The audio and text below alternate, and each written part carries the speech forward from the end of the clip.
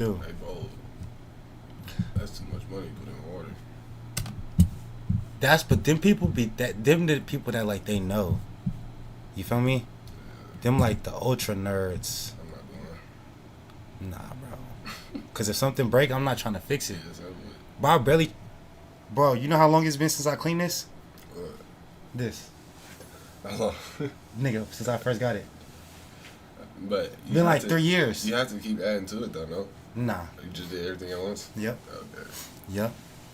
You can add to it though? Yeah. You can For like more storage type shit? I actually need to put 2 more SD card, like SSD things in there. What's that? This? Nah. That's just in the motherboard. You ain't gonna be able to see that shit. It's like N.2 thing, you feel me? Little terabyte shits. Yeah. Okay, wow, you need more space. Yeah. Hell yeah. So don't run like slower. Effects. You feel me? Hell yeah. That's a fact. But we just started up the YouTube stream and we just started up the Facebook. Oh no, we didn't, bro. Facebook is so extra. Matter. Yeah, cause you gotta start that shit here, and you gotta go start that shit there. All right. Okay, so we are now live on YouTube and we are now live on Facebook.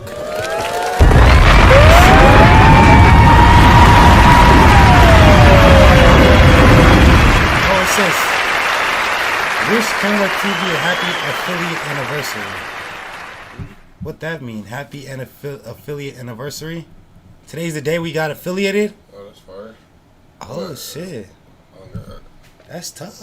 Okay. Yeah. Man, I don't know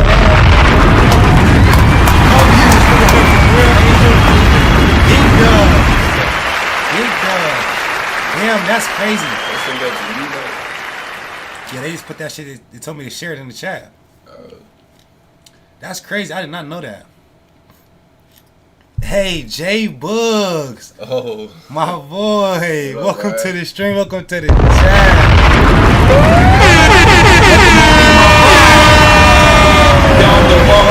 Welcome on, man. It don't even feel like it's been a year, bro. Since I got affiliated. Flying, bro. Yeah, bro. Especially when you're doing things that you need to do. Yep, thanks. Yeah, we're gonna talk about that here in a second too, cause it's a lot of time that's been passed. You feel what I'm saying? Hell yeah, and a lot of things that's been done too as well. That's but it still don't feel like bro. You feel like we this old, bro? No. That's just crazy, huh? Bro, when we were just at the state game. Yeah. I'm thinking that, bro. We was in the parking lot. That's when it kicked in for real. For real? When I started going back to them games, I'm like, Yeah, bro. Cause I haven't done that shit yet. That shit. When we was in the parking lot, bro, you feel what I'm saying, chilling and shit. I'm like, damn, gang, that shit's Feel crazy. like yesterday, yeah, bro, hell yeah. I mean, that's But hilarious. let's get into this real quick. You feel what I'm saying? We can always chop it up as we go. Mr. Deishuan Booker, What up, man? one of my brothers. I know who you are. Yeah. Some people may know who you are, but for the people that don't know who you are, tell them a little bit about yourself. We already know Deishuan Booker. Born and raised here in the city, West Side, to be exact, right there, 89106. But yeah, I hoop a little bit. Play overseas for the past seven years. Damn. Yeah, bro. That's what I'm saying, bro. That's what I'm saying. Trying to get like Brian, get to these 20 years, and then sit down somewhere with some kids, some little bit of land, and get back to the community here in the city. Okay. That's all we got. So, I mean, you know a little bit because you and Taurus was tapped in the other day. You know what I'm saying? But I am doing 28 days of Black Impact. The whole month of February, I'm highlighting different people that impacted Black history and culture.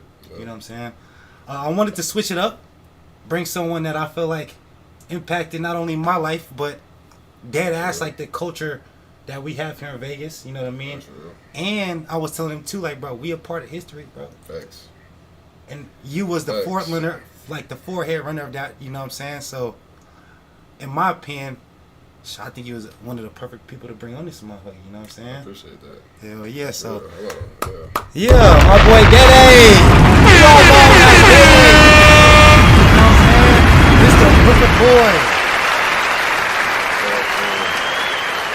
can we just I guess we can start from the beginning. Okay. You know what I mean? Just what kind of got you into basketball, and just here living in Vegas too as a youngin.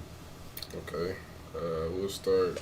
I guess what got into basketball. I started basketball at a young age, but I don't think I chose like basketball as my sport until like eighth, ninth grade. Everybody should know this program, the Blue Chips, the greatest AAU program. I know a lot of the homies that came through there. If you hooped out here in the city, you played for the Blue Chips a little bit. And that kind of started my love for it. Just the community that was built around it, the competitiveness. Everybody know Anthony Marshall. He's a big name from here. He played through there as well. And just some of my favorite people that inspired me to be good at the game of basketball came from that program. So I would say that's where it started.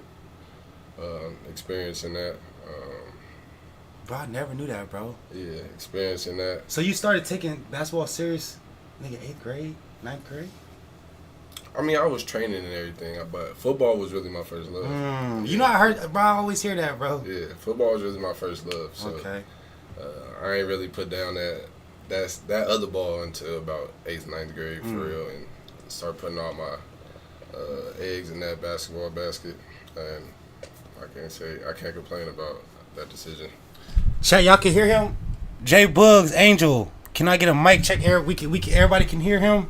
We good? Oh yeah, they can, yo. Oh yeah, see, yeah, they can, know. Yeah. Yeah.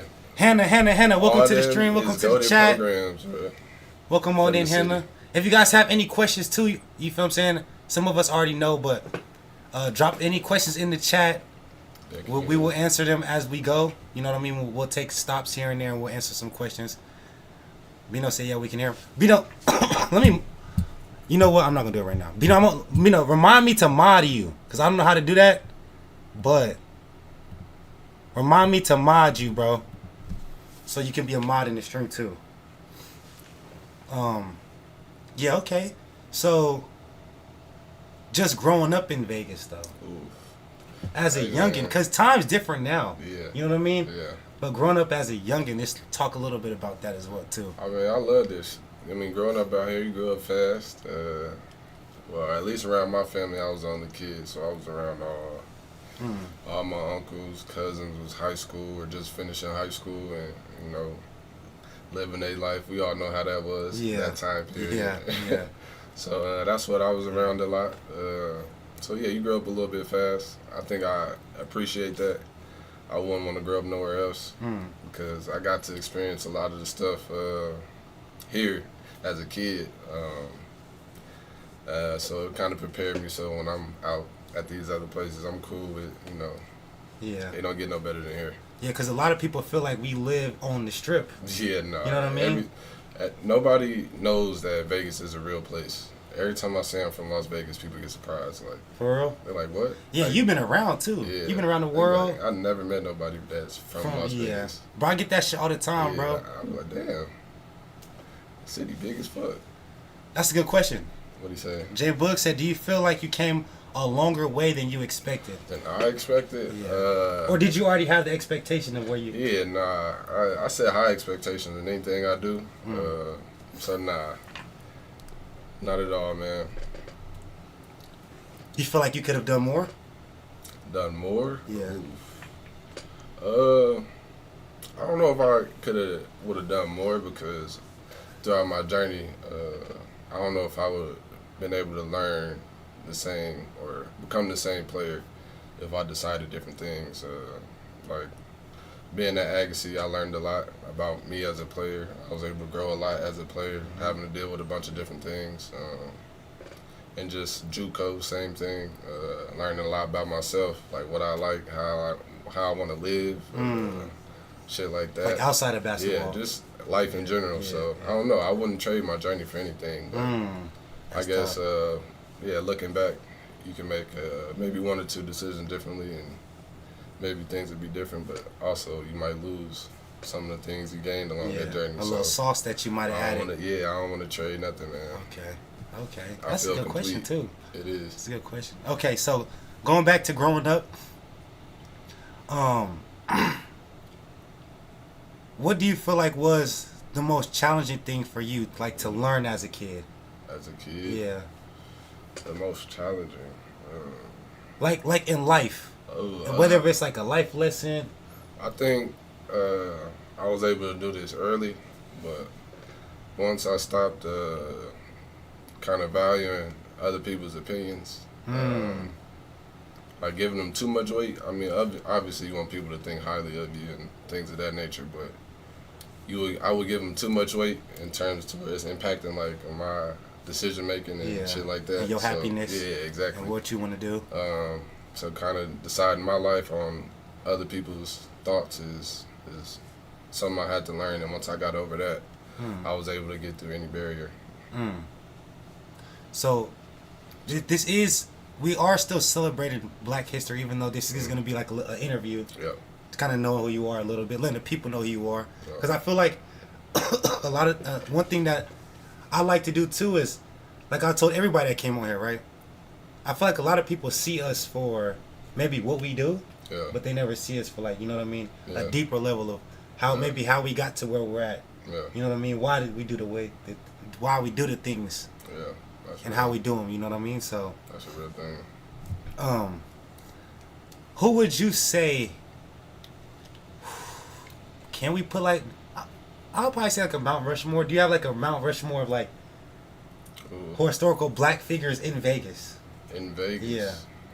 Ooh. Like that we grew up on, or that you grew up on. You know what I mean? Ooh, that's tough. Like sports, anything. Anything. You can mix it in. You can mix in sports. You can mix in life. You know what I mean? And if you need a minute to think about that, we can always circle back because that one's kind of crazy. It is. You know what I mean? Well, shit. The biggest one is Neo.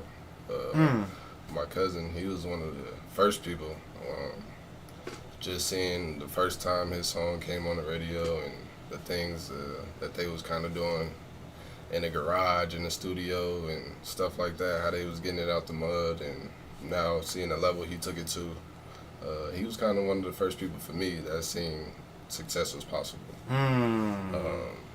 Coming from where we come from, you know what I mean? It's not too many people. Yeah. We're going to talk about that too for real quick for a little bit. That's to look up to in that nature. But basketball-wise, I would say Ant Marshall, again, was one of them. He did it early. I don't know if people know. People don't know. People know Material. Niggas know Material. He went to El Dorado. Again, Prentice. Unfortunate situation that he dealing with, or he dealt with. Is currently still dealing with, but he was one of them ones. For those of y'all that don't know, he was one of them ones. Mr. Weekly, he was one of them ones. He was one of them ones. For sure. I'm gonna keep it real. Shout out Mr. Weekly. Shout out Mr. Weekly, cause like, bro, our senior year, bro. Yeah. I was having trouble with the proficiency. This is like a sidebar, bro. Juice. Bro, he took me to like a place. Yeah. To like help me so I could pass him. Yeah, bro, he a genuine dude. Bro, man. yeah, that shit was crazy, bro. Oh God. Shout out to Mr. Weekly. Shout out to Mr. Weekly. Yeah. So yeah, I would say,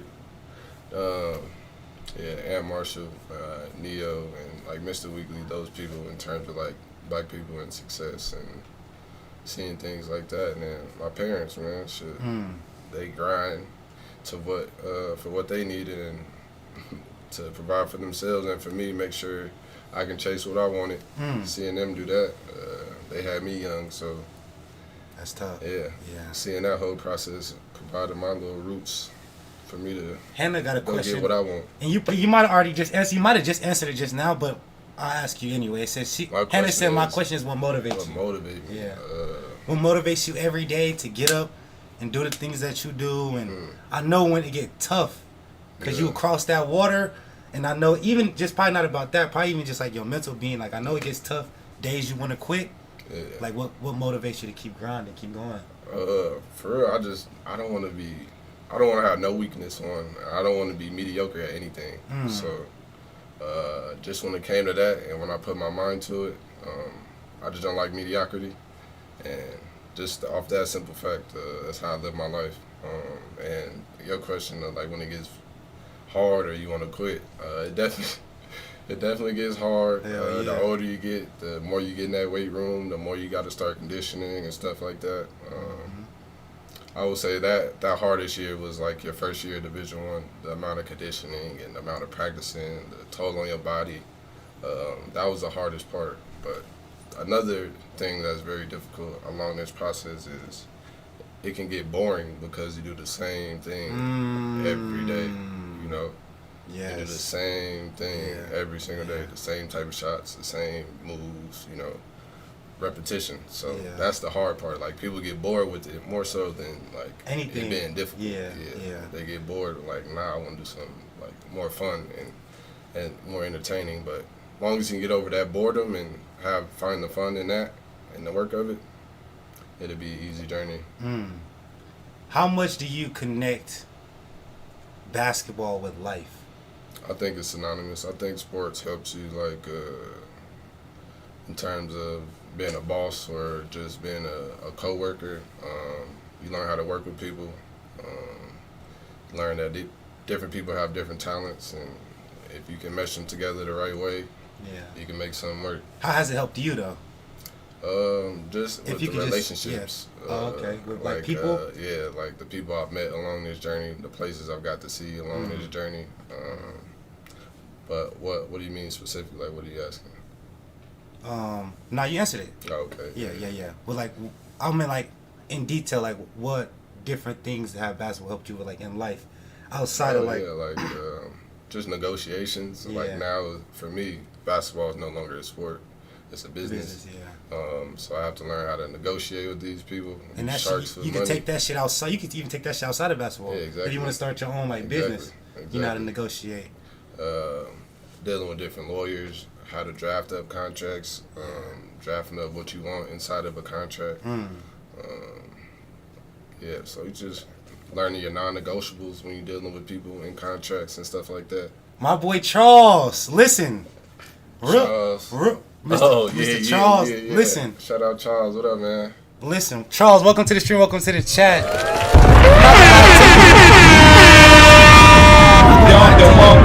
thing I learned, it's the crazy shit to me, bro, is like doing content, no, for real.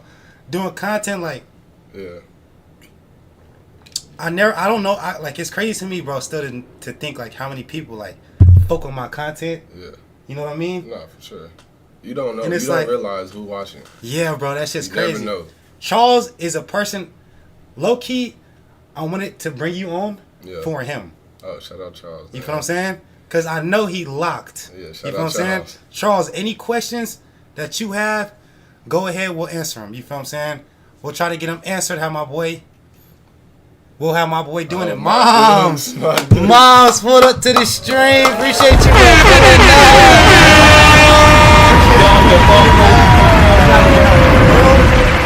Charles is like a big friend, bro. I remember back when we was in Utah.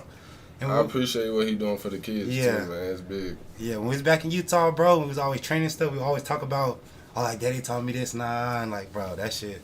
Yeah, man, it's tough. I like that. I appreciate that too. So once you learn the game, you gotta get the game. Yeah, hell yeah. He care for them kids, man. That's real. That's real. That is. Okay, so what do you think?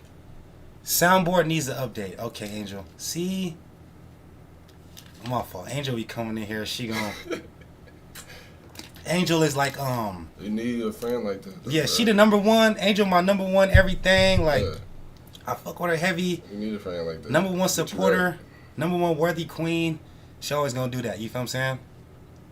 But let's talk about the impact that you think you have on society and the community. Because I remember we was talking about when we was at the school, like all the people coming up to you. Yeah, and man. How is that feeling now, coming back home? And well, now, yeah, everybody know Agassiz is a K through 12 school, right? Right. So we in high school, and some of these kids was like first grade, second grade. So now they a little bit older, and I don't kind of recognize them now. I didn't know, like, you was a baby. Yeah. But just in terms of, to go back to, you don't know who's watching, like, people will go to my mother's job. She works at a doctor's office, and kids will say, see my picture by her desk, and they would start doing my move that I used to do and throw it between people's legs, or they'll shoot it like how I shoot it and stuff like that. Is also a motivation. Like, okay, well, like the people behind you is paying attention, so it motivates you to try to be perfect, you know, or just continue to get better. And to go overseas and do it, there's still people like from Germany, France. They make paintings, or I got a painting in my home. They check up with my mom all the time. The impact on the community is I don't know how to say it. I don't know. It's an undervalued part of being an athlete. Because people just, not even younger, just older people, like, you give a lot of people hope. Yeah. And going about your business. And I think that's a big part of why I continue to do what I do. And I'm appreciative of that. And how much of the basketball scene have you seen here in Vegas? A lot. A lot? Oh, yeah. What do you think is oh, yeah. What do you think is the biggest thing that is impacting the basketball scene here? I just think for a long time people didn't know. I only knew about Vegas the last week of July. Fab 48, Adidas 64. 64, yeah. But people didn't know that Vegas had real talent. Football, okay. Baseball, okay. But basketball wasn't really a known thing. And for a while, until like Ant Marshall and Pierre and Elijah, those guys, they went on and put on for our city a little bit, and they started to pay attention. I think now the city is getting a lot of love, a lot more love, especially than in the past years. We got a lot few more guys kids in going the league. D1. A lot more kids going D1. Yeah, facts. So yeah, I think we got two or three kids in the league right now from the city. Orlando Robinson and Keyshawn Gilbert. Yeah. And then we should have another one coming up with Milos. Yeah, Milos and Josiah too. And from Iowa Joshua, State. not Josiah. Joshua. Yeah. Noah brother. That should be Noah little brother. So we should have a couple more. So the city is doing all right now in terms of that. Yeah. But high school, I'm nervous for high school kids right now, to be honest, in terms of recruitment, because with NIL and NIL, this transfer portal, and now the JUCO kids. We need to make a league. They keep their years. We should make a league to combat that. We could do that. Yeah, bro. Vegas is a big market too, man. I mean, a lot of business. I mean, we will be competing with the NCAA, but that's fine. That's fine. It ain't no competing because they got they. It's their own lane. Yeah, they got that shit going on. They got too many kids right now. Okay. Like. That's gonna be. We'll talk about how many kids in the transfer portal right now. We'll talk about that. That's something we'll talk about for sure. Yeah. So, Mom, she got a question. What else? Oh, okay. She asked that question. I like to save to the end, but we'll ask her. I'll give it to her. We'll ask her right now. Almost getting there. We'll ask her right now. Go ahead. So, Mom said, "What advice can you give children looking to go play college?" And wait, what happened? What advice can you give children looking to go to college and play ball? First of all, I think college, in terms of like your social aspect, is important because you're gonna meet a bunch of different cultures, a bunch of different kinds of people, and you gotta mingle with them. How they operate. Some people, personal space is a little bit different than the way we like to, So just it ain't disrespect, and just learning all that different type of stuff. And I think that's important for college. Going to play basketball now, I think you have to be very patient because if you're not at the top tier level, I think don't turn a blind eye to taking that JUCO route because your body gets to mature. You get to learn, you get more experience rather than going and sitting somewhere you get to actually play. And it's not costing against your years. So it's like a prep school, but you get the advantage of playing some colleges, playing against grown men instead of high schoolers. Like you get that advantage of it, and then you'll be more ready and prepared in the transfer portal for Division I if it's not for you right away. So you don't think JUCO's bad then? Not like how people try to make it seem like. No. For me, it was great. Of course, I wanted to go Division I right away. Again, like I said, I wouldn't trade that because I learned so much. Like going that route. Yeah, exactly.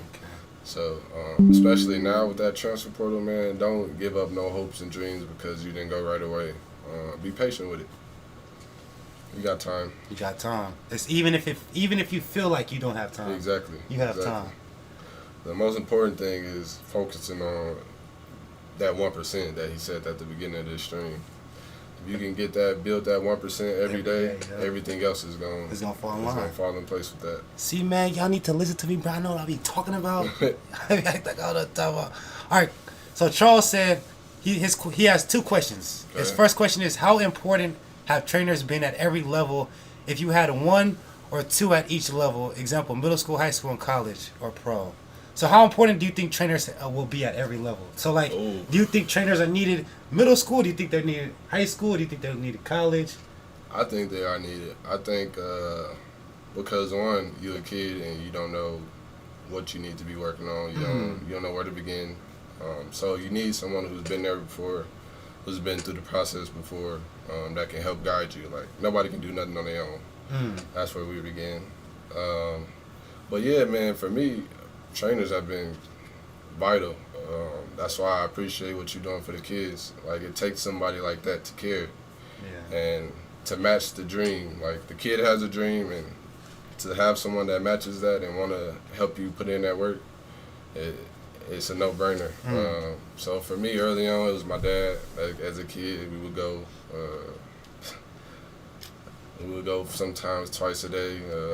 For like 3 months, I wouldn't use my left hand. I wouldn't use my right hand, so I can start using my left. But you would never know that, though. But yeah, for me, I was complaining about some of the stuff. Again, I wouldn't know. I'm a kid, so I wouldn't do stuff like that. Yeah, it feels up to you. Exactly. So this is why you need people. Do you think there's a amount of trainers someone should have? No, I think you just need someone that believes in you. But for me, it changed like from my dad because they got their careers and they got to work. So shout out B Lane. Lane. Brian Lane. Yeah. He was another one that kind of helped me along the way, middle school to high school area. Yeah. And then from about 10th grade till now, Denard Taylor. Nice. The best trainer in the city. That's that nigga real name? Yes. Shout out to him. I'm always known as DT. DT, the real OG. Shout out to you, for real. You guys know Jerry, who helped me in college. So, again, like at JUCO, I was another guy, Berto. Every place I went, it was at least one person who kind of matched that goal or that dream of mine that was a gym rat, wanted to watch film, just wanted to get that 1%, and it helped me a lot. And I think without them, I wouldn't have been able to get as far as you have. Yes, 1,000%. I think what's the most important thing that you said in that whole was like finding someone who believes in you. Yeah, that's important. That's like probably the most important, bro. Not somebody who just trains. Like, you know what I'm saying? Somebody who really believe in you, yeah. That they gonna believe in every step of the way. That like, bro, I imagine every person you name, Jerry, DT, I imagine like, bro, when they leave the workout, go home, it's some days they probably thinking about, oh yeah, damn, Danny didn't do that very well today. Oh yeah. Maybe we need to put a little extra more time into his left hand. Man, Jerry, he's one of them ones. He'll record. He'll sleep in the gym. We had a comfortable couch in the school. He'll sleep in the gym. We got practice at 7 in the morning. Yeah. We finishing at 2. I come in there. He got the same stuff on. We were just in the gym. I'm like, bro, what you been doing? I've been watching film. I've been cutting up film. Like, here, I'm going to send you this. Watch this. We going to work on this. Like, this one rep you did in the game, if you can do that, like, just small things like that. Like, I'm watching the games, but I'm not going to that extent. I might watch the play over. But even you see that. Yeah, I see. Like, okay, I like that shot. Is no. Or whatever. You see him putting in the extra work. Hell yeah. That like motivates you to another level. You know what I mean? Again, it's that match. Yeah. That shout out to you, Charles, bro. That's Keep tough. going. Because you gonna, in about 10 years, a kid's gonna look back and appreciate you a lot. Or he gonna have a D1 athlete. No, he is. You gonna have a lot, man, for sure. And at that point, it's like, that's your resume. Facts. You know what I mean? Especially as a trainer. Facts. Who have you helped? That's a fact. That's what they go ask, bro. That's what they look at. People like DT and even KG or whoever, like. That's a fact. When people are sending their kids to you, they're trying to figure out who have you helped. And it means something when you go to them young. Like, yeah, it kind of does nothing for you, you know? Like, you don't get no trade-off. Some kids, like, or some trainers get all the top-rated high school kids, like, come with me for a couple sessions. Like, it's that instant gratification. Yeah, like, you know, but so how do you think you combated that? The what? The need for instant gratification. Again, that where it was about, like, middle school where I stopped at caring about other people's opinions, because it was confusing me, because I knew the work I was putting in. I knew I was better than some people, but again, people were saying other things, and every time, you know, a matchup would happen, it would be the same story. So I'm like, okay, let's just block that out and focus on what matters. Yeah. Because all that is going to be left behind anyway. Like, now, it's temporary. I only can play AAU for so long. I only can play high school for so long. For so long, yeah. And, you know, I got to move on past that. I can't be stuck there. So that high school journey, well, really that grade school journey, right? Elementary school, middle school, high school, sports, and just life in general. Yeah. Like. Yeah. Okay. How? What? How what? How? Another. Gerard, welcome to the stream. Welcome to the chat. Welcome on in, my boy. I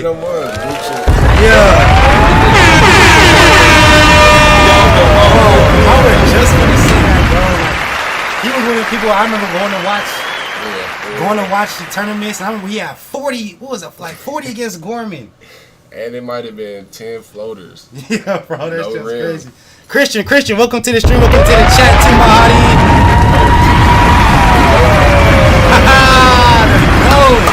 No facts. Big welcome to Coach Biggs.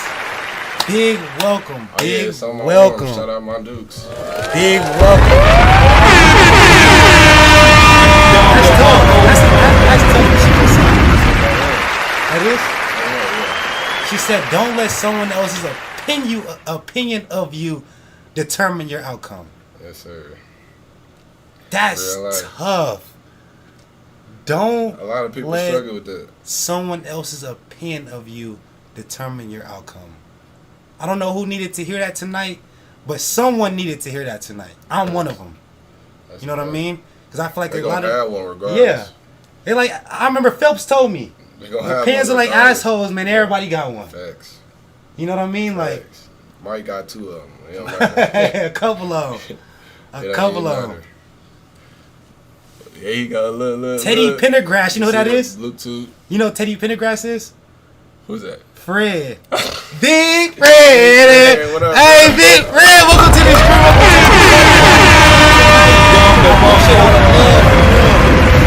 Don't take that away from Saudi. Keep doing your thing, coach. Keep doing your thing, OG, for real. Asian money. I know you eating all right, man. But he's even one person that's like.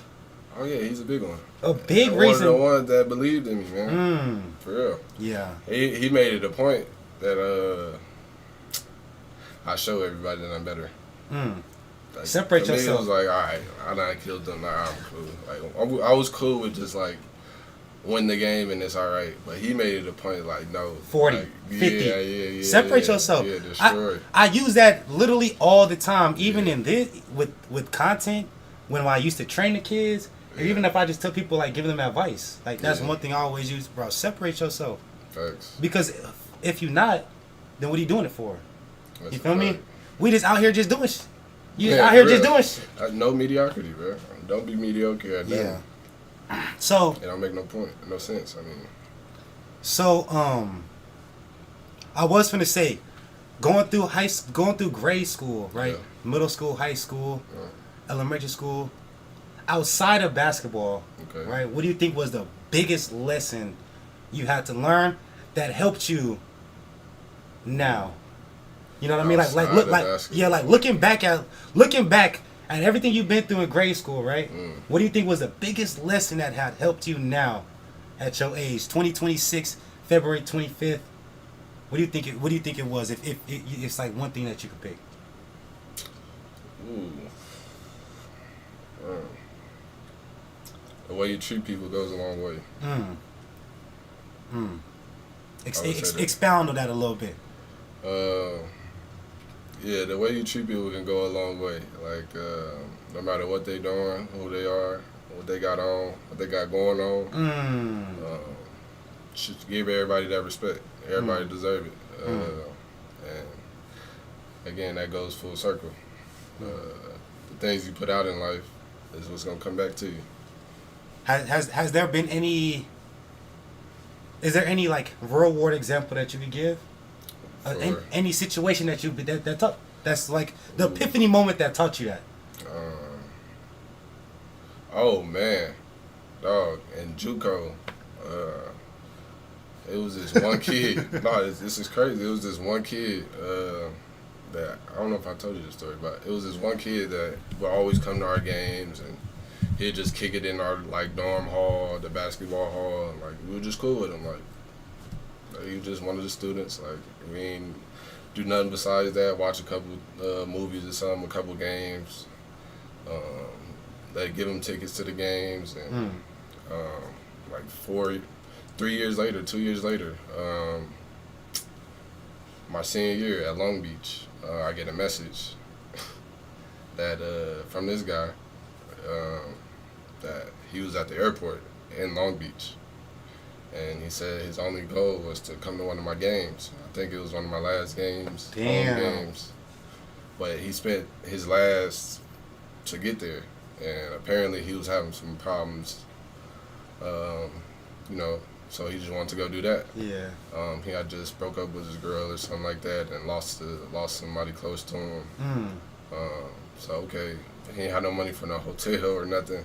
So like, oh man, this is crazy. Like the nigga in me was like, hell no. Nah. Yeah. Like this nigga wild. Like, he over with. Like, But I'm like, nah, something like bro was cool. Like he ain't never caused me no problems. So moms was there. We go pick him up. And he stayed with us for the night. He come to the game. We cook him a meal. Treat him like he was one of the family members. Like he drove down with Mom Dukes or something. And after he go home, like a couple months later, we get a message that he lost a lot of weight. He got a new family. He just got married. And apparently before that was his last trip before he was about to kill himself. And that trip helped him turn his life around. So that small thing is why you treat people with respect and give them grace no matter what they got going on, because you never know what you do for people. Bro, that's so... Yeah. Bro, that's a crazy... So yeah, my dudes was there. She could attest to that. And that's his name right there. Shout out Dylan. Shout out Dylan. Shout out Great Dylan, guy. man. Great. It's like... Bro, I don't know if that goes to like... Bro, that go to like who you is as a person, bro. Yeah, man. I try to just give you... If I can make somebody smile... Cause I know so many people. Well, I'm not gonna say that because I probably don't. But if I know humans, there's many more other people that, given your position, D1 player, BMC, big man on campus, would have easily just been like, bro, that shit ain't got nothing to do with me, gang. Facts. Like you. A part of me wanted to do that, but again, another part, shout out God, was like, nah, bro. You know this man, it ain't no real stranger for real. Bro, and that's like, no grade with him. That's like, bro, that's crazy, bro. That's crazy. So that's my one example that I could give you right there. Like it wasn't like how we kicked it and all of that. It was just somebody that I would pass through. My roommate was kicking it with him more than anything. So I was just there, like and he was there sometimes. Just that them small gestures of giving that man respect and grace. Let him know he has some worth. So, yeah, man. Big B, Big Brian. Brody 6, welcome to the stream. Welcome to the chat, my boy. Brody's welcome on in. Welcome on in. Mom 585, first time chatter. Welcome to the stream. Welcome to the chat. Welcome on in. Hey, Sean, let's some. I gotta get you a jersey. I ain't forget, bro. I got you. Hey, Sean, in the YouTube stream. Waiting for you. Hey, Sean said a legend for real. He said one of one. For sure. Facts. I got you. I ain't forget. You the real MVP. Mr. D said facts. Mr. D said you never know what people are going through, so don't judge them. That's facts. Mr. D's, welcome to the stream. Welcome to the chat too as well. Everybody, welcome to the 28 days of Black Impact. I've been going through the whole month of February, showing love to different people, or really different historical figures of Black culture that impacted. Today, I want to do a little something different. I want to bring on an actual person for you guys. Switch it up a little bit. I decided to bring on my boy Deishuan Booker, aka Day Day. Everybody know him as, you know what I mean. A lot more.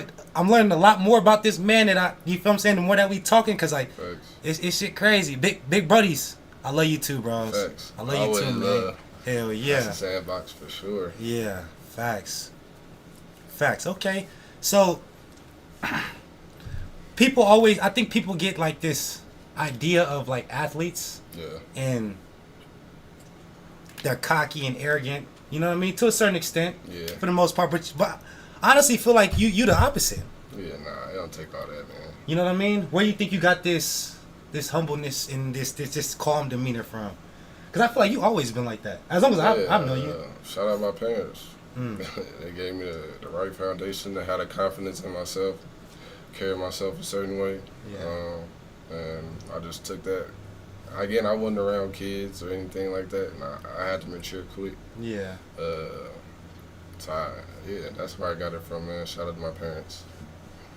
But again, they just go back to my character. Like, I don't like to disrespect nobody. Now, when we on the court, that might be a little bit different. Yeah. Like, that's competition. Mm-hmm. But once we off that, it's over with. Like, as long as you don't disrespect me and mine, we good. Yeah, it's all love always. So talk a little bit about the college experience. The D1. Well, no, let's not talk about the D1. Let's talk about the junior college experience first. How was going through that whole process, right? And really, let's kind of start from the beginning, like leaving high school. Yeah. Having to do clearinghouse, having to yeah, you know what I mean? Having to do all these different things. Like, let's talk about that, because it's kids that watch my streams too. Yeah. You know what I mean? So maybe they don't understand that process. Maybe they think it's like, oh, I just applied to the school and I gotta go. You know what I mean? Nah. It was a real roller coaster from my junior year. Me and Coach Diggs was getting a bunch of phone calls from all type of schools, and then to senior year it was no schools. And I played a lot better than my senior year. So that roller coaster was hard, and going from like, okay, I can go to these different type D1s. Wait. So you saying like it's junior year you had a lot of schools? Oh, me and Diggs was calling his office right in the locker room. And then senior year you didn't have no schools? Nothing. Zero. Why do you think that was? They will always come watch my last year AAU, everything. They said the division I played in. They didn't think I can do it against real athletes. So I'm like, all right, cool.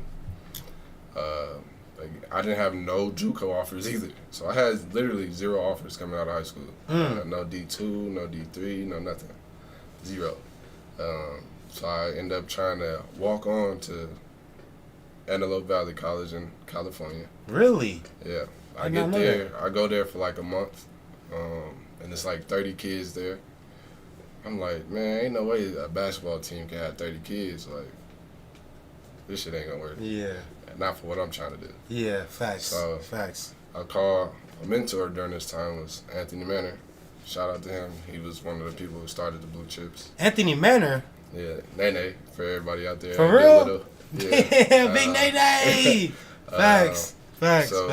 I call him like, bro, like, what am I supposed to do? Like, I want to be able to go D1 out of here. Yeah. And I'm hearing that they don't play on the national schedule. So that ain't going to help me. Yeah. It's only going to play in Cali. And there's 30 kids here, like, and it's all guards. Facts. Like, facts. Yeah. How this going to work? So he like, all right, let me see what I can do. He called me back like a couple days later, like, I got an opportunity for you in Gillette, Wyoming. Like, all right, the last man there, they got a scholarship, just a free scholarship for an extra player. So I go there, and I'm there. The elevation was killing me. First week, can't run, can't do nothing. I look crazy. I'm like, oh, I done made my mans look bad. Yeah. So we get there for like our first tournament, like preseason tournament. We play like 2-3 games. I get in the last minute or something like that. I'm not playing. And we travel from that tournament right to another one, and somebody got hurt the first game. I think both the guards got hurt. My dog, Marquise Grayson, still my dog to this day, and little Johnny. Shout out Johnny. But they both rolled their ankles, unfortunately, and I was able to get an opportunity to play for a long stretch. And after that game, they called my dog, Anthony Manor, Nene, and was like, why didn't you tell me that he can do this? And then I never looked back from there. From there, we finished 3rd in nationals that year. Set a record for that school, the highest finish. I think the best record. Still cool with those guys to this day. And then from there, I was eligible to go to a Division I. And my coach, we was all freshmen that team, and we just had their best year. So he didn't want nobody to leave. So he was blocking everybody except Montana State. So we either can stay there. What, they was connected? Yeah. He was going to get bread. We could either stay there, and we had the number 1 player in JUCO at the time. Damn. And he was trying to send him to Montana State. He got Texas, Oregon. Oh, in the whole Yes. Damn. Okay. So he was trying to do his dirty in there. Yeah. But I had to get out of there, and I went to, again, left there with no offers, even after having that grade of a year. I had to come do the JUCO showcase here in Vegas after that year. The last showcase of the summer, I don't like doing showcases. I'm not that type of player. Yeah. So I go to that showcase, and CSI is there. And they see me there. And they see me for 1 game and call my AAU coach. And it was like, we want him. Like, all right, shit. Yeah. It was either that, and then Iowa, it was a school in Iowa, a JUCO in Iowa. And I'm like, CSI, Pierre, I know that, I'm familiar with it. Facts. I'm going to just go here. I know they done got kids out of there. And that was a big difference from, it's levels to everything. So, like, I went to Gillette, Wyoming, where we had a great team. It was a great year. Y'all want to talk about that living situation. Like how y'all was living in the... Y'all want to talk about that. Y'all want to talk about that. Nah, I know that shit, bro. JUCO grimy, and bro. Racists up there, all that, man. Yeah. So having that, and then CSI is like a real prestigious program. So like the way they conduct business, it was different. The way they handle they self, and coaches is in there every day. Like that's when I knew I had a real opportunity. Mom said, talk about Clearinghouse. Clearinghouse. Clearinghouse. Oh man. What is Clearinghouse? What is that? Cause I ain't have to go through that. So it's the reason why I transferred from Gillette, Wyoming to CSI. Clearinghouse wouldn't accept my degree to go to an ACC school or an SEC school. So it would have been like I took no classes. Oh, we were just talking about this the other day. So you got to make sure that the high school diploma that you're getting and the classes you took can transfer over to the college you're trying to go to. In high school? Yeah, facts. And if you trying to go, like for us, Agassiz is no longer a school. Yeah. So if we try to go, like they look at us like, "What are y'all doing? Yeah. Y'all didn't go to school nowhere." But like all these kids transferring and stuff like that, the problem they running into, like they can't graduate.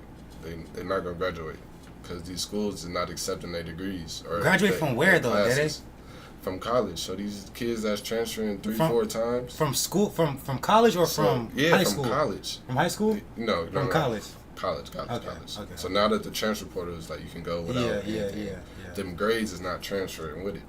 So like, and when it comes to after basketball, like you done did all that school with you ain't gonna get no paperwork behind it. You gonna have to go do a whole nother Nigga, what? Yeah, it's pointless. Like, so for me, my mentor always told me like, at least get your degree out of it. And my mother, it was get a your promise. Paperwork. It was a promise I made with her that like I would get my degree, and you can still be an athlete. You can.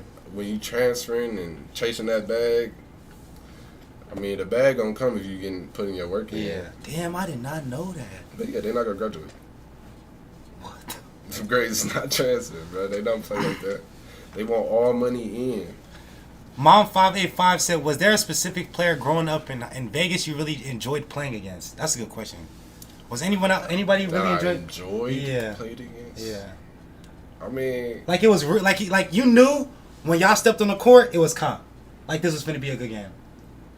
Oof. Against? It's tough. That's hard. I would say we all kind of grew up in that little Blue Chips, Zulus kind of area at Doolittle. So we was all kind of playing against each other from that. So every time you matched up with you know, someone, and it was a little different too, because we ain't play in the regular, like everybody you knew played in CCSD. Yeah, we ain't playing CCSD, so you didn't really see too much. I got to see people in AAU, but a specific player is hard for me to do. You don't think ain't nobody? A player? Yeah. I thought I was better than. Then that's cool. That's cool too. Hey, nigga, that's an answer. I don't know. So. Yeah, that's an answer too. It ain't nobody specific, but I did like when I matched up against people from the city, and yeah, I just told you I wanted to make it a point that I was better. That's all. Shout out Ray. Shout out T-Bay. They're my dogs. I don't think they count though, cause they're not even my matchup. I'm like, I don't think that count though. Like, I don't think that count. But yeah, it was still lit playing against them for sure. Yeah. Hey Sean, too. I know you had a Twitch, and you got Amazon Prime. Go ahead, sub with the Prime, man. Yeah. Lee Morari. I don't know how. Hey, Ray would have been another one in the league. What? If he didn't get them injuries. Yeah, if he didn't keep getting hurt. My boy had 2 ACL injuries, and they still wanted to draft him. I think it was 3. But he got the third one, is what I'm saying. Okay. Yeah. Ray was one of them ones, Sean, no cap. Facts. Shout out Ray. Mom said true reason behind the offers. High school must transfer for clearinghouse. What you mean true reason behind the offers? Behind the offers you got? Yeah. Okay. She's saying Agassi wouldn't transfer, the grades wouldn't transfer. Oh, for real? Yeah. Damn. Okay. That's a fact. I did not know that. That's crazy. But yeah, bro, make sure y'all clearinghouse shit is good. Yeah. And grades is good. School ain't hard, man. Just do it. So how did you stay positive through all of that? God, and I knew my work. I walk by faith and not by sight. So sometimes it might be a little blurry or look like there's no way around something, no way out of something, but God knows the way. That is a good question, Sean. He said, "How did you feel receiving the McDonald's All-American nomination?" Because that's tough. Oh yeah, that was fire. That's tough. That was fire. I ain't gonna lie, that was fire. How did you feel about that one? I love validated. Like okay. Cause it wasn't many in the city that got that. You gotta, like, your coach has to, the way it works, your coach has to put you up for nomination. If you can, become a nominee, and they decide to allow me to be the nominee. So shout out to it. Yeah, I feel like that's fire. He said, "Did you feel snubbed?" For sure. Fuck them niggas, man. I wouldn't fry anybody. And I was at that time, I was a little more reckless with the way I played. Now I'm a little more like I wanted to destroy you. Like now I'm like more cordial with it. Like I ain't got it. I'm just kill you going about my day. Got to make the body last longer and all that. But at that point, nobody wanted to see me, man. So going pro now. And I just grew. Being pro for as long as you've been. Well, I guess let's start from the beginning of the pro journey. Like, how was it signing that first pro contract? Oh, first of all, they got to give you more time after your college season is done. To go pro? What? Oh, you got to start so fast. What you mean? Like what's the process? The draft in June. Okay, yeah. You finish in March. Yeah. Damn, what's that? 2 months? Nigga, you gotta get an agent. You gotta graduate. Yeah, for one. You gotta graduate for one. You walked? Yeah. Okay. You gotta get an agent. You gotta graduate, and you gotta start your training. So like, that's a hard. But was you prepared for like? When I was going, you couldn't have no agent in college. You couldn't be talking to nobody. No, I'm talking about like training wise. I mean, yeah, training wasn't. I mean, you have to start right away. But I'm saying, were you doing what do you like? You knew you were going pro your senior year, right? Yeah. Were you doing training your senior year a little that's differently? That's how I met the guy Eric Red. That's when I met him. Right after our last game, like the next week, I started going with him. Yeah. Okay. I had to get an agent right away. Like that process is hard because like one, you can't talk to him, so you got to fill him out. But then again, you can't take too long filling them out because you only got 2 months. Yeah, you only got so much amount of time. Yeah. Yeah, but going through that process was fire. It's hard on the body. That's the most weights you're gonna ever lift. Cause they just trying to get you just stronger, eye candy. Nah, the NBA workouts is strictly conditioning, like muscle endurance. Like how much can your body take is what they want to see. Like you're doing 1-on-1 full court. Damn, for real. 2-on-2 full court, like 3-on-3. Like come on, bro. That you're not gonna do that regularly. So it's just basically see how tired you can get, and then you're gonna shoot. Like how do you respond when you're tired? Was that the only difference from college? Yeah, the physicality is the biggest difference. Like the toll it take on your body. Yeah. 100%. But once you feel it once, you good. Yeah. Like you know what's up. You know how to deal with it. It's like your first time lifting weights. I remember that. That soreness. First couple of days. Yeah. It's like just it's only one time. So do you feel like that kind of is putting like a hindrance to your performance? No, you need that. You definitely need that. Okay, but you're not working out in front of scouts, and you working in front of. It's scheduled. So like you do all that other training. Like you want to be seen as less as possible from March into the draft, right? Because at that point they're not looking for nothing good. They done scouted you all season. That was the mistake I made. Not one of the mistakes, but I went to an All-Star game, like a college senior All-Star game, right? I'm not taking it serious. It was like a 3-on-3 thing. This is when they was trying to promote 3-on-3 and all of that. Oh, okay, I remember that. Yeah, I remember that. Yeah. I wasn't taking it serious for real, and like they started double teaming in the 3-on-3, so I was really like, just passing it. Yeah, I'm off of it now. But again, they taking all that. Like they talked to 5th grade teachers, 6th grade teachers, like coaches, like middle school coaches. The NBA doing that? Yeah. So they paying attention to everything. So like the less you can be seen from that moment, like from March to the draft. Yeah. I mean, it makes sense, right? If I'm gonna put money into a person, I'm gonna put money into a product. They're not looking for nothing good, bro. Yeah. They want to see you fuck up. Yeah. They're looking at all your friends, everything, bro. Damn. Yeah, they're not going. So that draft process was different for you. Yeah, they're not going. Nah. Yeah, they look at everything. Yeah. So signing out, NBA's the real feds. No, that's what Melo said. They the real feds, bro. He said they the real feds. David Stern was the real feds. They be knowing stuff. I don't know how they know.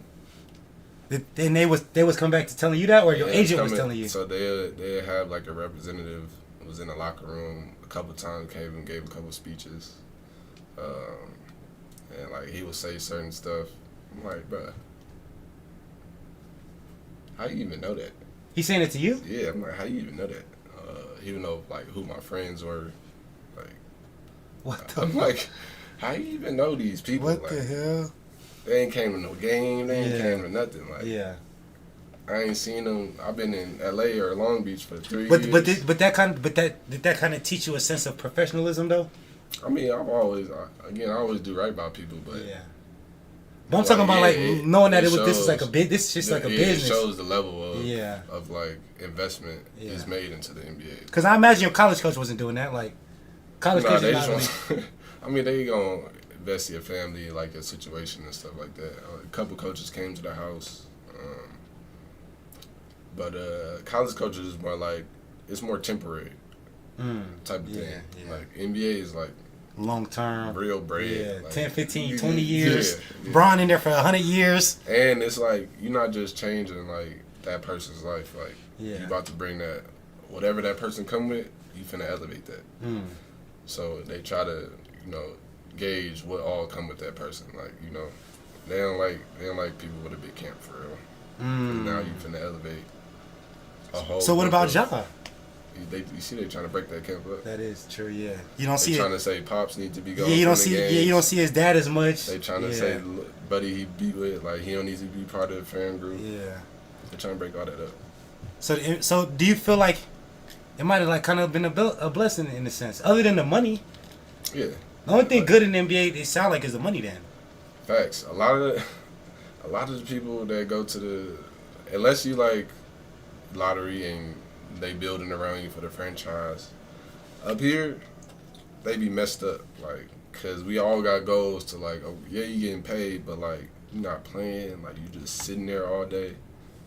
Like you start losing like self love for worth, the game, yeah, loving yourself. yeah, like yeah. it bothers a lot of people mentally that just go to the NBA and don't play and don't do things like that. That's why a lot of them are now going to Europe overseas and playing instead overseas. of Yeah, going to sit on the bench. Of course, they're gonna go get that a couple $1 million checks real quick, and then they're gonna go to Europe where they can actually mentally be able to play and feel a part of something. that's the same thing with this. That's the same thing I was saying with Kai Cenat. Yeah. How he said he went on a mental break. I understand the mental break aspect of it, but like when you get to that certain level, of you got LeBron on your stream. Like, bro, LeBron don't even do regular interviews. Yeah.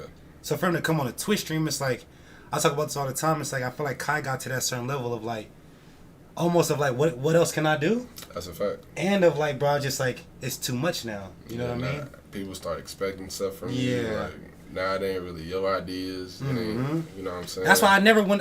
Like me personally, I never want to get that big. Like I'll be cool just. There's a threshold you don't want to pass. You know There's a threshold. You don't want to talk about this either, but there's a threshold you can't pass unless you do some certain stuff. Yeah, facts. That's facts too. And I ain't part of that one. Yeah. That's another thing we ain't gonna talk about. That's facts too. YP, welcome to the stream. Welcome to the chat. That voice, that's like the WNBA. Oh, Bob. He must be talking about the season. What's that? How fast they get drafted. WNBA less, I think. I think as soon as they done, it's like a month and then they stay draft. WNBA? Yeah, something like that. Nah, they season later. Oh, for real? They got time. Yeah, they got time. Go to Vaughn. He said, "What's the word with y'all boys?" Vaughn, what's the deal, gang? Joe Vaughn, I see I seen your chat up there. My fault, bros. Oh, you gotta look at both of them. I thought it all came right. Nah, bro, it's 3 of them. That's why I'm like, it's this Twitch, Facebook, and then YouTube. He said he need which one? The JUCO before CSI. Oh, he wants history. Yeah, that's vintage. Oh, okay. That's vintage. Okay. Mom said your family represents you as well. They eyes watched everyone. Yeah. Yeah, facts. Yeah, they be on that. Yeah, he want that old school Johnson. You even still have that? The Gillette. Yeah. Mondoose and my grandfather got them. For sure. Hey, Sean said he got the ring too. He got the ring for the.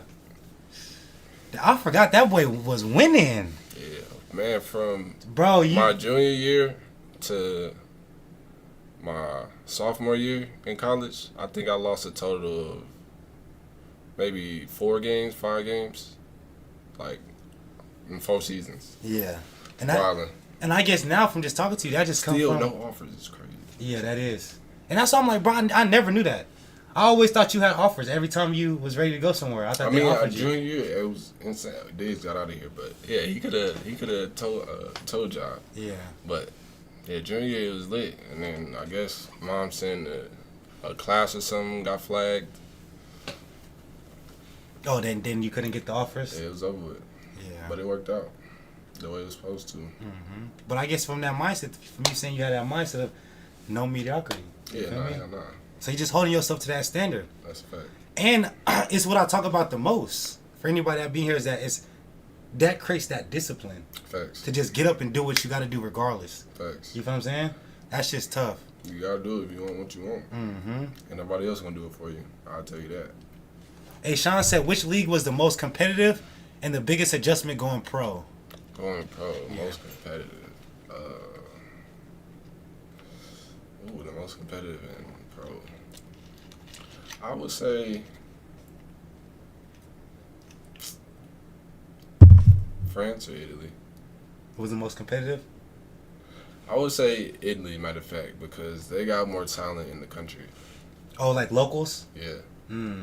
So Italy got more talent in the country. Like, yeah, they got a. I would say Italy, yeah. Italy, and then France is the second. What was the biggest? France is like the most athletic. So like everybody athletic. Could dunk and all type of everybody crazy athletic, yeah. fast, jump, can move. Italy is like the most skilled country. Like, yeah. He said, what was the biggest adjustment going pro? Living, man, just learning how to go in a grocery store, how things are in a grocery store, like small stuff like that, like where to get some eggs. Yeah. They eggs and stuff was on the shelf, not in the refrigerator. Like, I didn't know how to translate nothing when I first got over there. What you mean a lot of stuff was in the shelf? Like it was perishable? Like, nah, they don't put it in the fridge. Like what the eggs, hell? the eggs be on the shelf. They got milk on the shelf. Like, and it don't spoil? Nah, like they stuff. I tried to. That was another thing. You know, out here in the States, we stock up on stuff, right? Yeah. I tried to go stock up on groceries out there. Shit spoiled in like 3 days. So you really only supposed to get what you're gonna use. Like, that's what my dad says. Yeah, you only supposed to get what you're gonna use that day, and it's cheaper. He said in Japan, that's how he grown up. He said we went to the grocery store every day. Yeah, exactly. That's how they do it. It's a lot of little markets, and like you don't really go to too many big grocery stores. There's gonna be a lot of little markets along the way. Yeah. You only go to a grocery store when you throwing a party or something. Like a lot of people. You need a lot of that shit. Yeah, so damn, that's one of the biggest adjustments. Like learning how to grocery shop. And having to take your time. I imagine having to find the time to go do it too, huh? Yeah, nah, you got time. Like, you want to explore. my first night ever overseas, I got to my hotel or my apartment, put all my stuff down. I'm like, damn, I got only bottles of water and like some peanut snacks or peanut bars or something. I'm like, man, I need food. Yeah. Like, I just traveled 12 hours, 14 hours. I try to leave. I leave the house, put it in a grocery store. One, I don't know my address. I just let the people drop me off with all the information in a folder on the table. So I don't know how to get back to my house. My phone died, and you need an adapter for a charger. So I didn't have none of that. So I'm out looking for my house for like an hour, 2 hours. I can't call nobody. I can't do nothing. All the stores closed. You just lost? Yes, bro. They closed early. What I'm like, bro. So my first night was wicked. But I just lost? I got right after that. That's all it took. It only took one time. Nobody told you about the adapter? Man, no. It's my first, like, I'm just lit to get over there. I don't know nobody over there. I don't know nothing. Like, I'm just trying to get over there and get started. Like, bro, imagine being lost in a foreign country. Bro, it was insane. I was scared. But I wasn't scared. I just didn't know how to get. I wanted to get home. Like, I'm trying to eat. A nigga hungry. I had snacks. So what was the biggest adjustment playing-wise? Playing? Yeah. Man. It's one thing called an open step. A what? They call it an open step. So we all taught this, like, get the ball, 1 dribble pull up. You can't get the ball and, like, have your first step be, like, you got to do a cross step first. So if I get the ball... Go ahead, show them. Yeah, okay. I got one somewhere on this. If I this my pivot leg, I can't just get the ball and take off this way. I gotta cross over. Every time I take off this way, it's travel. Here. So like, you know how like back up, nigga tall as hell. Yeah. So look, say swing to me, I try to get it and take off. Yeah. Travel. I can't do that. So I gotta get it and like. I think it's an advantage for them. Like, everything got to be across the... Oh, like that? Oh, or bro. I got to take a dribble first, and then I can move. Yeah. Like, okay, you showed me that before. Yeah, that's a real thing? Yeah, and they can... How many times did you get called for it before? At least 8 times my rookie year. They called travel on you before you figured it out? I get an outlet and try to just dribble like that? No. Whoa, it's not just out of triple threat? No, yeah, anything. Any catch, you can't just do that. Like, yeah, that's an advantage for them. I mean, as I start playing over there, they stop calling it. And another thing, they can hit the ball off the rim. Oh, yeah. That's that FIBA shit. So, like, my first couple of years, I was complaining, like, hey, that's goaltending. Like, nah. Like, nah, you can do that. You can do that, yeah, nah. So, them 2 things I had to get used to. And hungry. Yeah, Angel said you was lost and hungry. No, I just left the grocery store. So, everything I had snacks. I was cool. I for sure was lost. It was over with.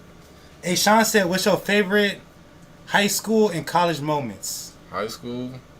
Favorite high school and college moments. Yeah, let's start high school first. What was your favorite high school moment?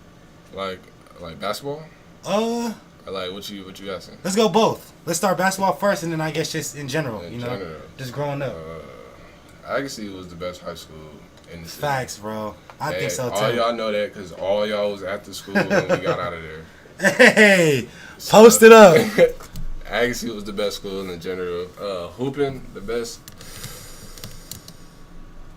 Damn, is it state? I guess it gotta be state, no? Or it's either state or the game at, where was we at? I had 53. Lake Mead. That's high school. Which one? That's at Lake Mead. At Lake Mead. At Lake Mead. At Lake Mead. I feel like I couldn't miss that day. Bro, it looked like you ain't miss. That shit was crazy. That shit was crazy.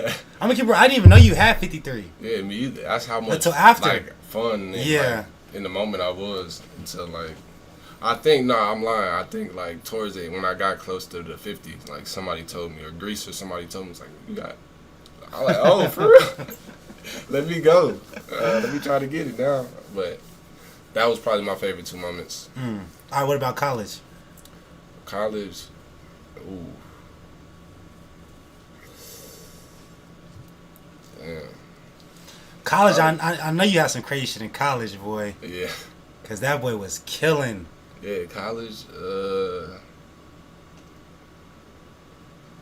I had I got 3 maybe. Okay, the game winner at Santa Barbara.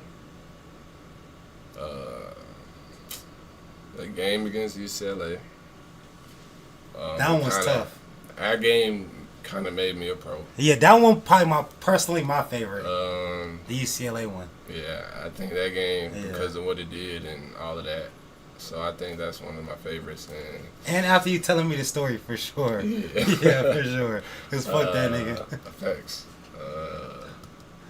And then I don't know, probably the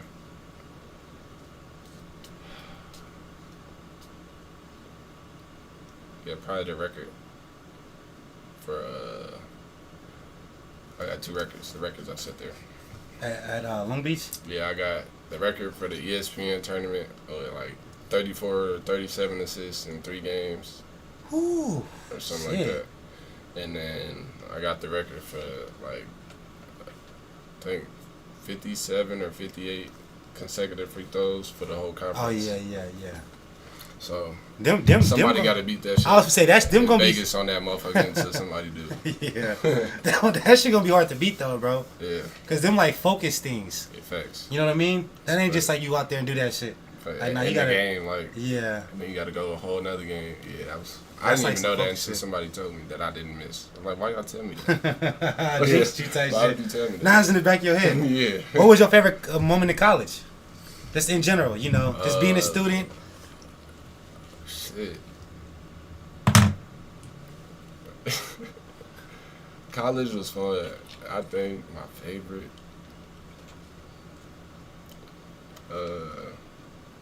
Just being on campus. Getting that college experience, huh? Yeah, being on campus. Yeah.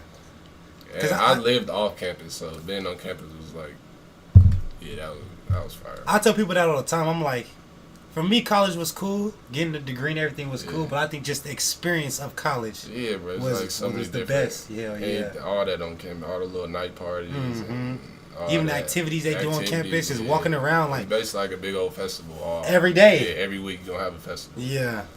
That's just lit. And being in Cali is like 6-7 schools right around Long Beach. Mm-hmm. So D1, D2. So it was just like a big festival. All on the coast. Yeah, right all on by the water. Yeah. It was lit. The PCH. You know the PCH? Shout out Long Beach. Long Beach? I know some people that ain't left. For real? That's how lit it was. Damn, that's tough. Still. Hey, Sean said, what's your career high? Do you know on all levels? The 53. High school, what was your high school was 53. College was 34. 33, 34. But I got shut out that game. He told me to stop. Yeah. I could have had more. Yeah, facts. And pro was 39. 30-30s everywhere. Yeah, everybody 30, yeah. He said, you get one. He talking about look like this. Hey, that's funny. That's what we used to say in Italy. That's hilarious. He said all that free throw practice with digs, no facts. Nah, facts. Stacking them bricks. 1%. Stacking them bricks every day, bro. Yeah, and then eventually, and it's crazy because it's like, you didn't see it then, and you didn't even know that it was going to help you. Yeah, facts. Because, go ahead. My fault. One of my coaches, he passed away at Long Beach. He told me that. He said, your whole life, or life is about deposits and withdrawals. And he said, your whole life you've been making deposits. Yeah. Now it's time to make some withdrawals. Facts. So make sure y'all make them deposits so later on in life you can make some withdrawals. What he said. Decory, what's popping, gang? Oh, yes, sir. Went from Gorman to Agassi. Yes, sir. He said, oh, what? Oh, man. Where'd I go? Where'd it go? Did you delete it, gang? Maybe he deleted it. Damn, I wanted to see that. You did go from, he said you went from Gorman to Agassi, right? Yeah, I don't know what it said after that. I don't know what it said after that neither. Okay. Maybe he had a typo. There's a fine line between betting on yourself and running from accountability. How should young players know the difference? Ooh. Okay. So, Gorman, I went to give a little backstory on that. I was there my freshman year, and I don't know if I'm supposed to say this, but kids can get recruited now. I was supposed to be going there since the 7th grade.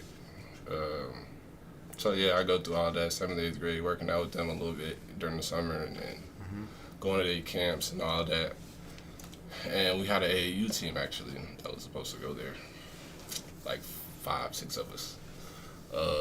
So we all get there freshman year, go through all of that. I wanted to play varsity. I was being a little hard headed because that's the year they had Boz, Roscoe, Ben.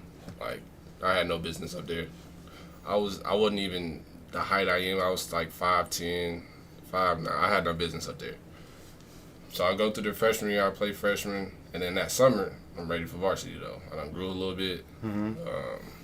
I play a tournament with them in San Diego. And the first 2-3 games, I averaged like 22. Like, going crazy, me, Rashad, and somebody else.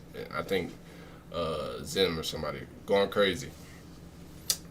And Noah and Obim come back. They was at a camp for Stanford or something. Like, it's their senior year. So they come back. I don't see the court no more. Like, I said, oh, for the rest of the tournament.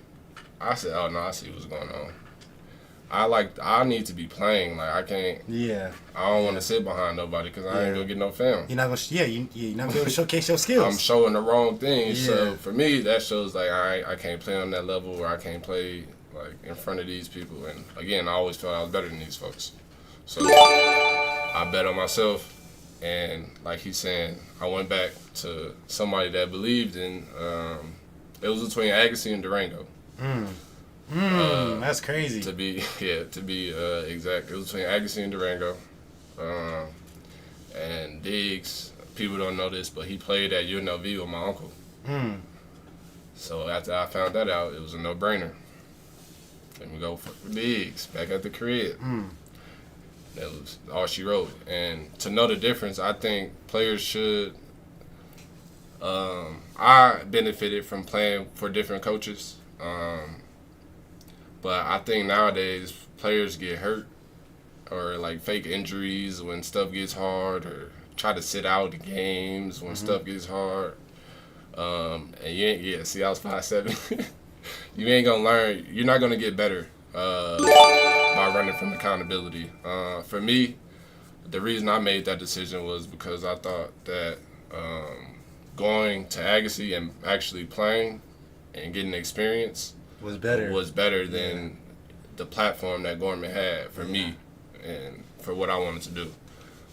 So keep the main thing. Don't worry about that temporary gratitude or what people think. Go to where you challenge yourself and go to what aligns with your goals. Yeah, that's facts. Angel said, "Can't say thank you, Angel." See, I was trying to let him finish what he was saying. DJ Shotty, thank you for the 5 gifted. Oh, You know Shotty. Yeah, DJ Shotty? Yeah, what was that? That what he gifted? Yeah, something? he gifted 5 subs. Oh. Appreciate you for the 5 gifted, DJ Shotty. Y'all go hit the support on TikTok, gang. Listen, bros. Listen, you was really spinning that motherfucker. I was really grooving to that bitch. That's for one. And for two, bro, like I'm always gonna keep saying, bros, we have to support each other out here in Vegas, bro. Like it has to start here first. And I'm always gonna say this, bro. If I have to, I'm gonna show people it's cool to support one another. Oh, for sure. You feel me? Because for some reason I feel like it's not. Like people feel like it's whatever it is, but appreciate you, DJ Shotty gang. It's enough for everybody, bro. I appreciate that, Marty, for real. But that's the exact reason I went to Agassi. Yeah. Because I was at Kenyon. Yeah. And I'm like, I'm going to play at Kenyon for sure, but, nigga, they offer me to play varsity at this other school. Like, and I'm going to actually play. Yeah, it's a no-brainer. It was a no-brainer, bro. It was a no-brainer. So that's the reason I went to Agassi, too. They still try to say it's my fault. That they lost a lot of money that I left. You never see. Hey, listen, it's a business. That ain't my problem. Y'all made your choice. They wanted to treat it like a business all the way from the bottom level. Oh, that is there. That place is a business. Though. Yeah, so I mean, the things that place can do for you is realistic. That is a real thing. Like, but I ain't got time. I wasn't trying to wait. Yeah. Betting on yourself. I guess that's what he was saying, right? Yeah, he said, "How do you know?" There's a fun. How do you know the difference? You got to be the one to hold you accountable. It can't be your parents or a coach or anything like that. Like, you got to be realistic with yourself. Like, be able to look in the mirror comfortably. It's a quote on This on Fire. I'll never forget it, bro. It's like when you walk into the gym, you walk down the stairs, and there's like plaques. You know what I mean? As you're walking down the stairs, it's a quote. And if you go there today, Nets on Fire in St. George, so you know I'm not capping. Yeah. It's a quote when you walk down. As soon as you walk down the stairs onto the platform, it's a quote right here. No, it's a quote as soon as you walk down the stairs. It says, if you light a fire for someone, it'll only light briefly. But if they light that fire within themselves, it'll last forever. Forever, facts. You know what I'm saying? Facts. So it's like, shit, at the end of the day, as a young player, when I was training these kids, I say, listen, bro, we can either train for an hour and you can hate it, or we can train for an hour and you can enjoy it and we can have a little bit of fun. You ain't even know it's been an hour yet. You trying to keep playing. I'm like, bro, your parents here, you gotta go, gang. Like, nah, I got the next session. You know what I'm saying? So I think a lot of the times too, that is the difference. That is the difference. For sure. Having that fire within yourself, because I think, like, Dig said it too a lot too, like, bro, can't nobody play for you. Yeah. He can't play for us. Your coaches can't play for you. Your parents can't play for you. Like, exactly. They was waiting for me to make a decision what I wanted to do. And once I made the decision, they was riding. That's tough. Shout out to him. Yeah. That's tough, man. Damn, Daddy, I appreciate you, my boy. You said always. What's the emote? Emotes are level 1 emotes. We don't. That shit's weak though. Emotes are just like little things they could put in the chat. Like emojis. Okay. But for Twitch, you can make them specifically. Like, see, I got like Worthy Gang emotes in my shit. So you can make them specific. We need to make some more, but that's fire. But you can customize that shit. Have a real community. That's you feel what I'm saying? Any more questions from my boy? If we have any more questions, drop them. We'll take a couple more. But I definitely do appreciate you. Always. For the Black History, is there anybody that my favorites? Yeah, that you looked at for Black History Month? Muhammad Ali. Why Muhammad Ali? Because he came at a time where obviously, it wasn't too hot for us. And the things, he was one of the first people I seen, like, stand on his own 10 for real, for what he believed in. And for me, that's important. Like, keep your integrity as a man and be able to still do what you strive to do. And a lot of times people think that you got to put on this mask or this facade to go in places or to be in certain businesses or lanes, and I don't believe in none of that. I believe that you should be who you are, be in your own shoes, be in your own skin, and be comfortable in that. and have that confidence. Ain't nothing wrong with having that confidence either. So he was one of the main people. He fought for everyone, not just in the ring. He fought for all of us. And just that example of taking on the world without blinking is second to none. So yeah, he one of them ones for sure for me. And that man had a way with words. Didn't he? He'd pop your shit, whoop your ass. Hey, he told me flow like a butterfly, sting like a bee. So shout out Muhammad Ali. Kareem. Hey, that's a crazy thing, but Kareem, I used to text him when I was at Long Beach. Kareem, for real? What the hell? He told me the most important thing is the degree, not the MBA. And the things you do outside of life. For sure. Because he understands basketball. I think, and I think a lot of people too, if you ask them later in their professional years, because, bro, you understand this, to be a professional, like, it takes a certain level of dedication, discipline, and, like, you kind of get lost in, like, the other enjoyments of life. That's a fact. You know what I mean? Trying to focus on, I'm already knowing, like, trying to focus on trying to either make the league or make it a business. Like, you forget. That's a fact. Damn, sometimes I need to slow down. I need to go, and that's why I started going out more. Yeah, because I'm like, bro, I be so hyper focused on figuring out, like, okay, how do I need to level up? It's like, damn, let me slow down. Like when I was, Carpe diem. What's that mean again? Give a little thought to the future. Live in the moment. Yeah. One thing I regret living in Cali, bros, I didn't go to the beach enough. Wow. Oh yeah, low key. I probably went to the beach 4 times, bro. Low key. I was there for like 2 years. Yeah, 2-3 years. I probably went a little more than it. Nah, see, me and my mom was there, and we seen somebody come from a shark bite, and that was the last time I went. But just like enjoying the, like, bro, we live in Vegas, bro. But it's peaceful. You know what I mean? Like, we never see the beach. We don't got it. So you would think, like, some people don't leave Vegas, man. That's what I want to do. We need to take that's what our reunion needs to be. Yeah. Let's rent like 3 buses. And just go road tripping. Oh, yeah. Oh, God. Bonfire. Yeah. On the beach. Because I tell people that shit all the time, too, bro. My biggest thing and my biggest advice to people is like, bro, get out of your hometown, bro. That's the only way you're going to grow, man. Get out your comfort zone. Go to another city. Yeah. And watch how your life changed and your outlook on life. I don't know if I ever some people. I don't know if I ever told Taurus this. Taurus, I don't know if I ever told you this, but like the reason why I don't be trying to like go to like Pittsburgh and like when he went to go to Atlanta for the Falcons game, it's not that I don't want to go with you, bros. It's just like I've been on the road so long. It's like right now I just want to kind of enjoy being back home and you feel me, embracing the people and you see what I'm saying? Yeah. Like, bro, it's like sometimes you need to do that, you know? The first time I got to celebrate the holidays with my family was last year in like 10 years. Like, that's crazy. You feel what I'm saying? I've been in the hotel or on somebody's bus, somebody, you know, or in my little apartment or the dorm room or something for the past 10 years. Like,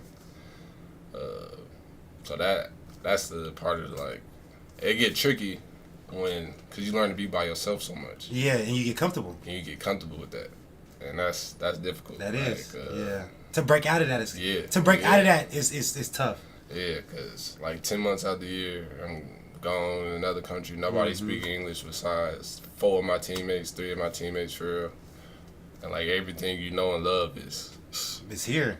Yeah, it's gone. It's this. Yeah, it becomes this. Yeah, exactly. It becomes FaceTimes, text messages, a lot of phone calls. And that start to get harder too. Like you start missing things. Like the kids start growing up.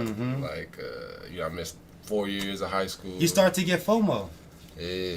For real, you start to get FOMO, bro. I can't tell you the amount of the times I'm laying in my bed and just looking at everybody out. Like, damn, bro. Or I'll get done working out. You know, you do one of these. You get done working out. You pick your shit up. You sweaty as hell. Yeah. You start going through the Instagrams. Like, damn. Everybody doing. Like, damn. Everybody at this month. Like, you know what I'm saying? It becomes tough, but I think that's what that creates a whole different level of like mindset for a person. You know what I mean? Facts. Because shit, you got to be able to go through that. Facts. If that's something that you want to continue to do. That's a fact. You know what I'm saying? Got to sacrifice something, man. But again, it's just balance with life. You got to find. Don't put too much into nothing. He said, man, the weekend not gonna hurt you. Nigga, I don't hear that. He can go to that game, Torres, for sure. He can go to that game. That's what I want to do anyway. I want to go to like all the professional stadiums and. The core, he already answered that, bros. What? He said, when you look back at that UCLA game, what was the validation of a belief you already had about being a pro, or was that the moment your confidence shifted to a pro mindset? I think I already had a pro mindset. I think just after that game, it was a couple pros in that game, and the way that the outside and community, like basketball community, not my school, but the way the communication started happening after that was people a little bit different than what it was before. All right, this is the last one. He said, "What was your welcome to the league moment in Europe?" I feel like that would be coaches. I mean, coaches is cool. Like, coaches is gonna be coaches everywhere. Like, you gonna like stuff about them, you gonna hate stuff about them. But my moment, damn, my rookie year. Yeah, I guess in hooping wise, that's tough. I was fired my rookie year. I didn't lose but 2 games that year too. Well, you don't have to have a bad welcome to the league moment. You could have like a good welcome to the league moment. You feel me? You get a moment like nigga, I scored 40, nigga, and I'm like, yeah, this is where I belong. Okay, nah. So I go in there, I'm talking crazy, because we done won a lot of games. I'm talking to my coach. This is how he used to get me hyped. Like, he used to talk trash about the other players. Like, this dude can do this, and this to you. He play here, you play here. Like, so I'm like, all right, man, I guarantee you. I'm talking crazy, and the dude come out like 12 straight. He's so fast. Like, this was my first Champions League game, so not my country league, my Champions League game. The top league type so shit. I'm like, all right, man. Let me lock back in. He called timeout. I told you. Cussed me out, blah, blah, blah. Sent me to the end of the bench. Damn. So I'm like, okay. But he was a real dude. Like, he'll do all that, but he gonna come right back to you. Like, have you come. Yeah, come on, yeah. And see how I respond. Yeah. So that moment let me know that, like, it's levels and people can hoop over here. Yeah. Like, it's not just some Euro League overseas.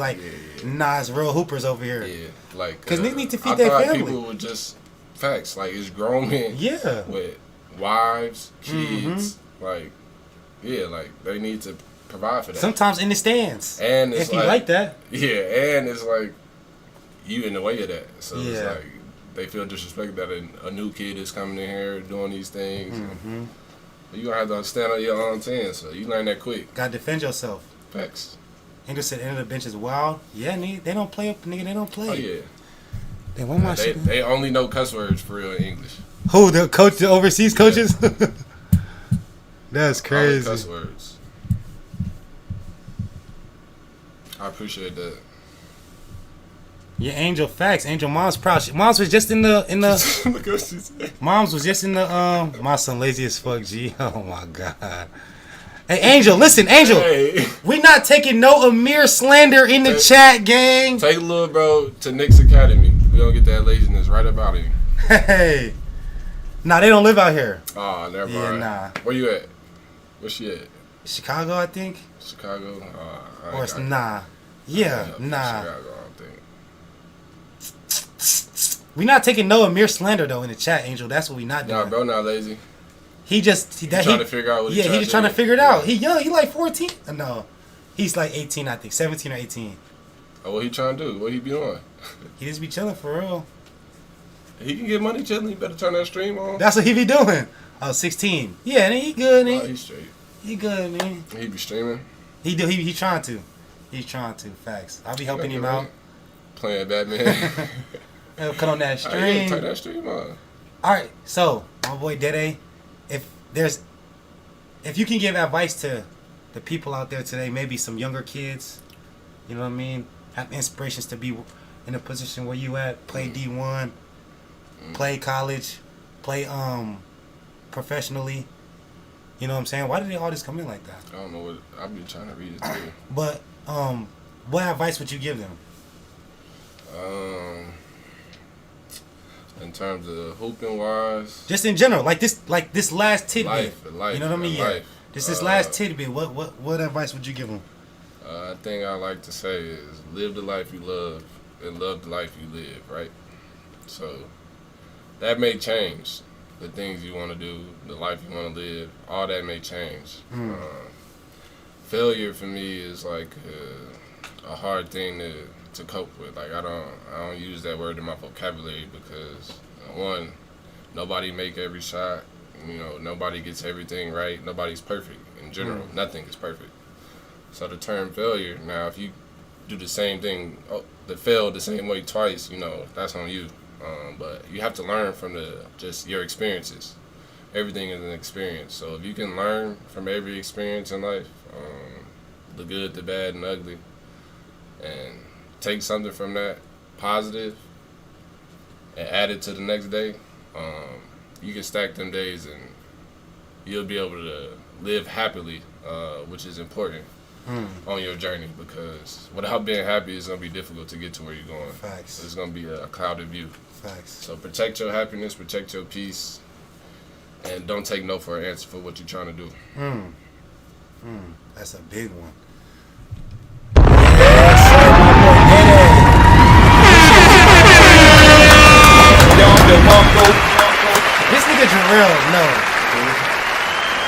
This nigga Jarrell said, give me advice how to get 220. I just seen this nigga in the gym. I seen him. This nigga's 220. See, look, I can't get 220. I play too shifty. But come on, let's live. This nigga's 220, bro. I know, this nigga's swollen. This nigga big as shit, gang. I'm like, real.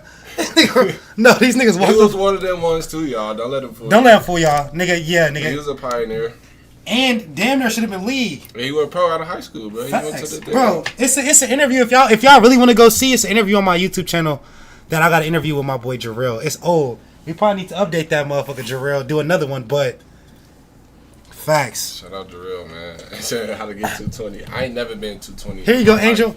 I can't help you get there, fam. Angel, Mom's is in the Facebook stream. That's probably why you haven't seen it, Angel. But Mom said right here, she said, Mama here, very proud of this man. He has a college degree paid for, graduated without debt, all paid for due to brain and sports. He always stated he was going to play pro. Mission accomplished. Salute. You feel me?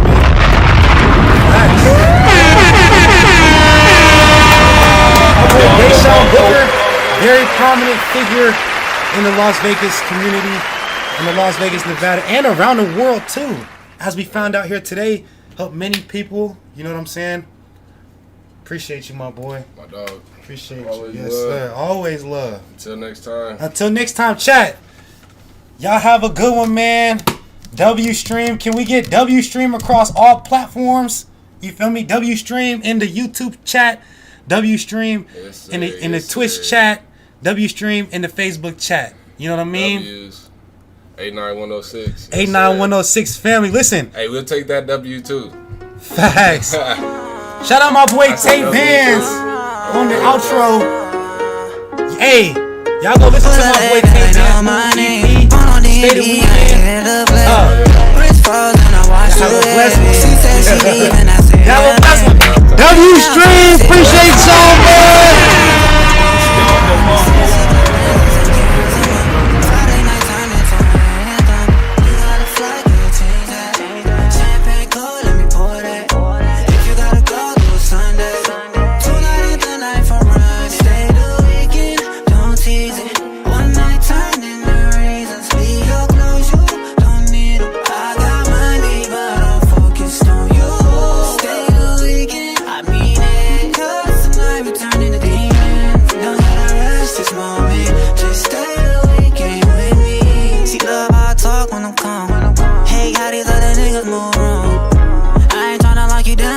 But don't be surprised if you don't pay. Room service, breakfast and bed.